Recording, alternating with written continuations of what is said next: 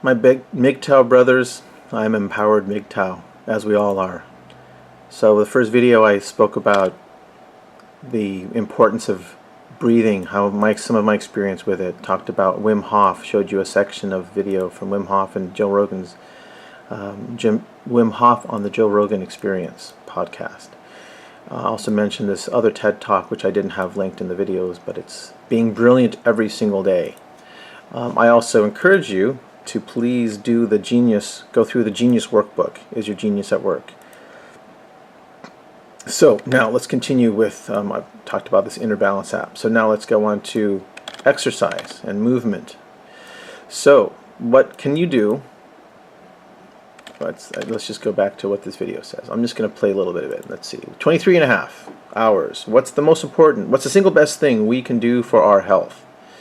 And I'm going to I might skip a little bit, but I'll just start and let's see. Let's listen. Hi, I'm Dr. Mike Evans, and welcome to this visual lecture I'm calling 23.5 hours. So I have a big interest in preventive medicine, which can mean a lot of things from, cancer screening to eating more fiber to having a good social network, and I mean that in the old sense of the word. Weighing less, drinking less, smoking less, controlling your blood pressure, cholesterol, and so on and so forth. So all these things are incredibly important, and I wouldn't want you to minimize your efforts in any one category, but I want to know what comes first. What has the biggest impact? What has the biggest return on investment?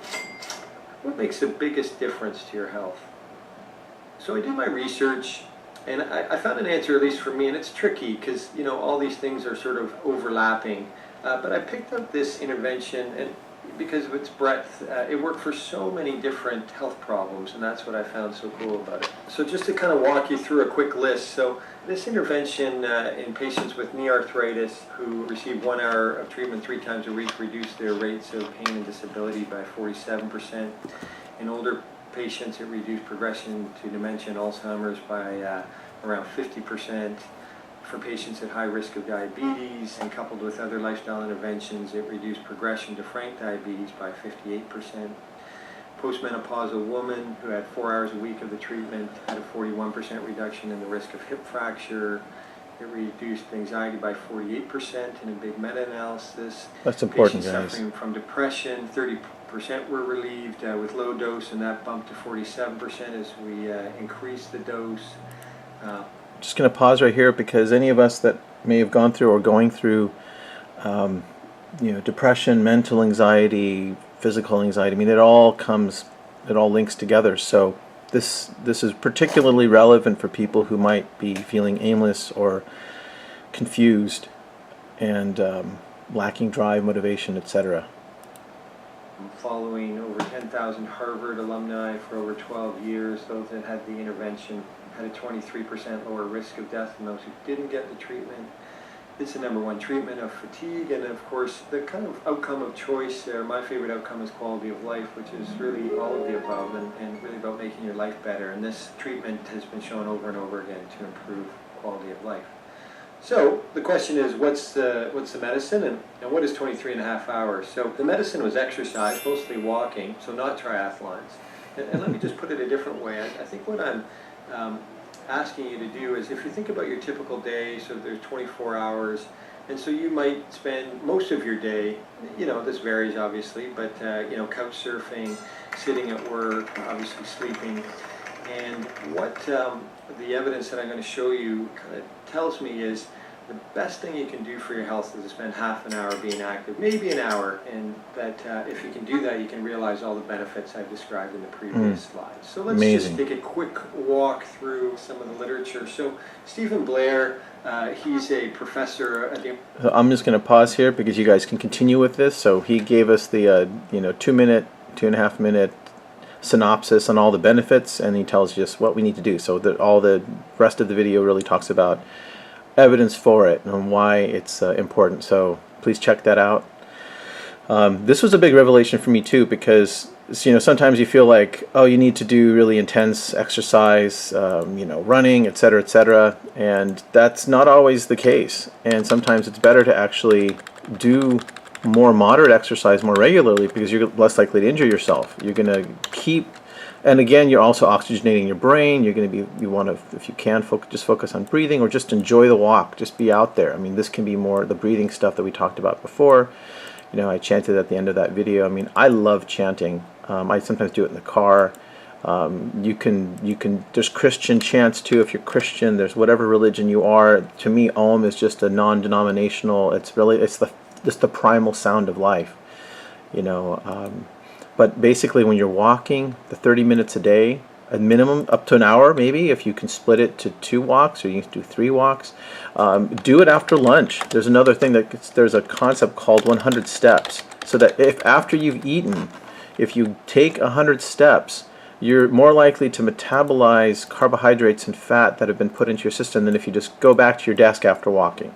Go back to your desk after a meal. And 100 steps is minor, and we're really talking about just walking for 100 steps. If you even want to just count it, just so you don't just eat and then sit down. I've been guilty of that. I've done it. It's almost too easy sometimes. But again, as MGTOW men, we're hopefully designing more flexibility. You know, we can have more mastery in our lives. We can choose to make decisions that are empowering for ourselves, and that will have lifelong impacts. So there's that video, the 23 and a half. There's another video which I'm not going to link right now, but it's called Run for Your Life, but at a comfortable pace. Oh, it says run for your life, but not too far and at a comfortable pace. And I'm pretty sure that's a TED Talk. Excuse me, I just had my keto coffee a little while ago. That's another thing I'll talk about. So that's an interesting video because it's done by a medical doctor who is a runner. Because for those of you like, okay, fine, walking's fine, but I want to do more vigorous work. I want to, you know, do biking, running, etc. So this is an important talk because he shows how runners can and often do have health problems if they overstress their bodies. And this is actually where supplementation really comes in, because if you're not getting enough minerals, if you're not putting in, you know, selenium, the sodium, chlorine, you know, salts to remineralize your body, when you sweat, you are depleting your body of those minerals, and you're not going to get it from water, and you're not going to get it from diet drinks. You need to specifically look for minerals, and you don't want glucose in them. So that's another connection to when you run.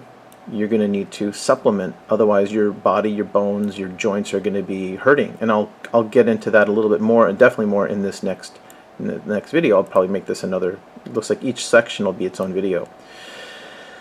So this is a great talk. Run for your life, but not too far and at a comfortable pace. If I remember correctly, I should be able to link to that in the description of this video.